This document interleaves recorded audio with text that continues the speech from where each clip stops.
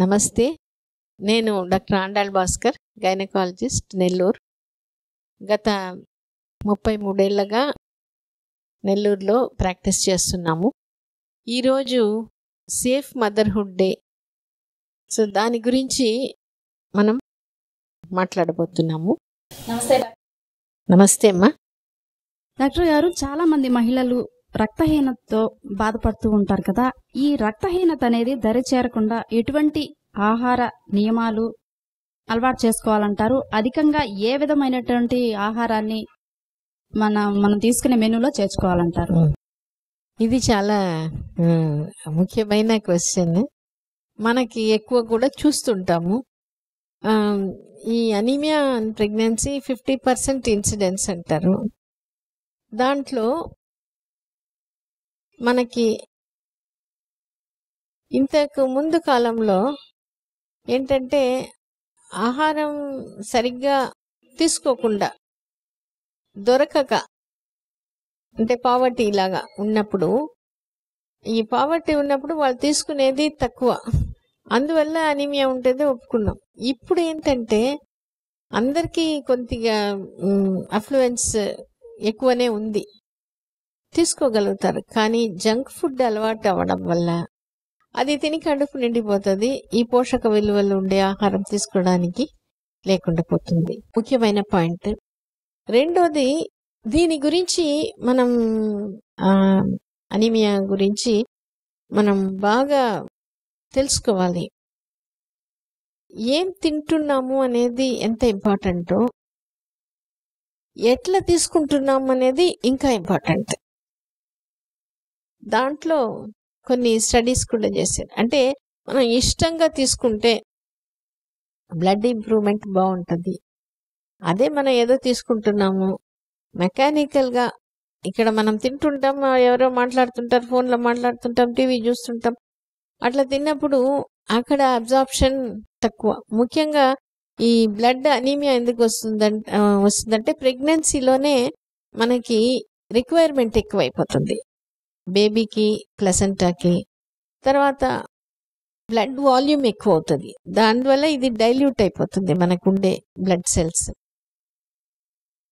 దానివల్ల ఏమవుతుందంటే మనం ఖచ్చితంగా తీసుకోవాలి. ఒక 27 mg ఐరన్ రిక్వైర్మెంట్ డైలీ.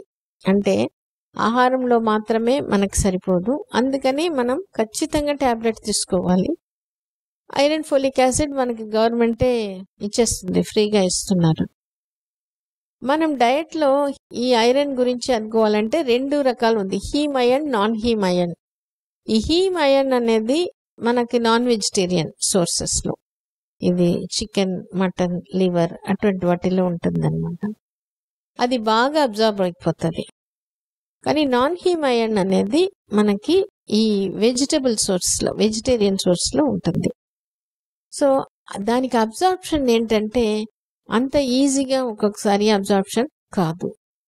దాంట్లో ఈ ఫైటేట్స్ అండ్ ఫాస్ఫేట్స్ అని ఉంటుంది మనం తీసుకున్న ఆహారంలో, అది ఐరన్ అబ్జార్ప్షన్ తగ్గించేసేస్తుంది.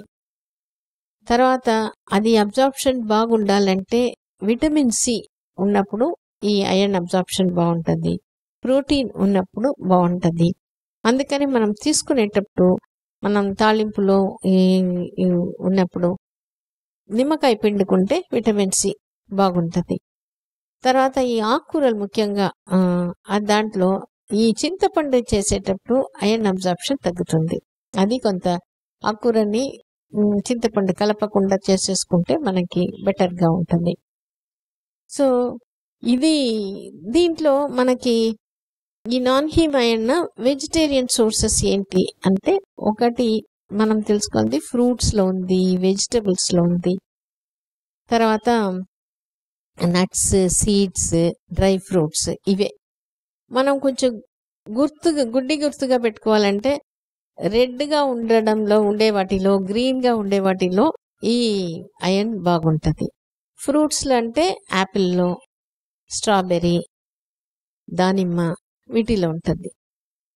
తర్వాత ఈ ఇంకొక రకమైన ఫ్రూట్స్ ఉంది, ఐరన్ ఎన్హాన్సింగ్ ఫ్రూట్స్ అని. అంటే విటమిన్ సి ఉండేది. ఈ సిట్రస్ ఫ్రూట్స్, జామ పండు, వాటర్ మెలన్, ఇవి అన్నీ మనం ఇవి కలిపి తీసుకునేటప్పుడు అది బాగా ఇంప్రూవ్మెంట్ వచ్చేస్తుంది. కూరగాయల్లో మనకి బాగా తెలుసుకోవాల్సిన ఆకుకూరలు తరచు తీసుకుంటే మనకి బాగా అనీమియా రాదు. మిగిలిన కూరగాయలు అంటే carrot, beetroot, broccoli, cauliflower, cabbage, టమాటా, ఈ బీన్స్, చిక్కుడులు, గోచిక్కుడు ఇవన్నీ ఉంటుంది అనమాట. ఈ డ్రై ఫ్రూట్స్లో వచ్చి ఖర్జూరం, ఎండు ద్రాక్ష, అత్తిపండు. సీడ్స్లో పంకిన్ సీడ్స్, గుమ్మడి విత్తనం, పంకిన్ సీడ్స్. తర్వాత మనకి nuts and seeds, cashew nuts, బాదాం, వేరుశనగ పప్పు, ఇవి అన్నీ. దీంట్లో ఇంకొక ఇంపార్టెంట్ ఏంటంటే బెల్లంలో మంచి సోర్స్ బెల్లం ఐరన్కి. సో ఇప్పుడు మనకి ఈ వేరుశెనగ ముద్దలు ఎక్కడంటే అక్కడ దొరుకుతుంది. మన అది కన్వీనియంట్ ఏంటంటే బ్యాగ్లో వేసుకొని వెళ్ళిపోవచ్చు, ఎప్పుడు కావాలంటే తినేసేయచ్చు. మిగిలినది అంత ఈజీగా, అందుకని ఇది ఒక మంచి ఇది డైలీ తీసుకునేదానికి. ఇంకొకటి వచ్చి ఈ ఇనప బాండలి, ఇనప గిన్నెలు. ఇనప బాండలిలో మనం చేసుకుంటే దాంట్లో నుంచి మనం ఐరన్ ఫుడ్లోకి వెళ్తుంది. అది ఒక మంచి వే ఐరన్ ఇంటేక్కి. సో దీంట్లో కూడా మనం ఎట్లా తీసుకుంటున్నాం, ఇప్పుడు ఇదేంటంటే ఇప్పుడు మనం ఫ్రూట్స్ అని చెప్పినాం కదా, ఈ డ్రై ఫ్రూట్స్ని షేక్స్గా చేసుకోవచ్చు. ఇది ఒక 10 ఎండు ద్రాక్ష, 5 బాదం పప్పు, 5 పిస్తా, 3 ఖర్జూరం, 3 ఫిగ్స్. ఇది నైట్ నానబెట్టేసేయడం, పొద్దున ఇది మిక్సీకి వేసేసి షేక్ లాగా వచ్చేస్తుంది. ఈ ఖర్జూరం అండ్ ఫిగ్స్ని తేనెలో నానబెట్టేసేసి అట్లా కూడా తీసుకోవచ్చు. ఇప్పుడు కొంతమందికి ఎట్లా ఇష్టంగా ఉందో అట్లనే ఏబీసీ జ్యూస్ అంటారు. యాపిల్, బీట్రూట్, క్యారెట్, అది 3 కలిపి దాంట్లో కొంచెం నిమ్మకాయ యాడ్ చేసుకోవచ్చు. నిమ్మకాయ, మనం కొంచెం పుదీనా అట్లా యాడ్ చేసుకుంటే ఫ్లేవర్ బాగుంటుంది, మనకి అబ్జార్ప్షన్ బాగుంటుంది. అట్లనే ఆకుకూరలని కూడా స్మూతీగా చేసుకోవచ్చు. పాలకూర బాగుంటుంది దాంట్లో. సో పాలకూర, తర్వాత టమాటా, ఎర్రగడ్డ, కీరకాయ అది చేసుకొని కొంచెం అల్లం, నిమ్మకాయ, పుదీనా, ఆమ్లా కూడా యాడ్ చేసుకోవచ్చు. సో ఇదంతా చేసుకునే కొద్దీ మనకి ఇప్పుడు కొంచెం అదే పనిగా ఇది తినని వాళ్ళు అట్లా దానిమ్మ, వాటర్ మెలన్ కలిపి తీసుకోవడం. అట్లా తీసుకునేటప్పుడు వాళ్ళకి ఇప్పుడు ఒక్కొక్కసారి ఒలిసి తినడం కష్టంగా ఉంది, ఇట్లా జ్యూస్గా తీసుకోవడం. కానీ ఇది సెకండ్ ట్రైమిస్టర్ వరకు జ్యూస్ తీసుకోవచ్చు. మూడో ట్రైమిస్టర్ అంటాం, థర్డ్ ట్రైమిస్టర్, 7th మంత్ తర్వాత అప్పుడు జ్యూసెస్ అవాయిడ్ చేసి పండుగానే తీసుకోమంటాం. అట్లా ఈ డయట్ తీసుకోవడం, ఇష్టంగా తీసుకోవడం, అనుకొని తీసుకోవడం. నా బిడ్డ ఒక ఆరోగ్యానికి నేను ఇది తీసుకుంటున్నాను అని ఇది మేము గమనించున్నాం. తల్లి ఇష్టంగా తీసుకునేటప్పుడు బిడ్డ కూడా తినడంలో పేచి పెట్టరు.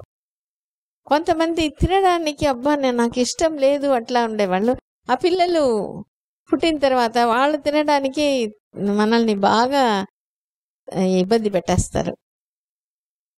ఓకే డాక్టర్ గారు, రక్తహీనత దరిచేరకుండా మా శ్రోతలకు చాలా చక్కగా వివరించారు డాక్టర్ గారు. ధన్యవాదాలు డాక్టర్ గారు. Thank you.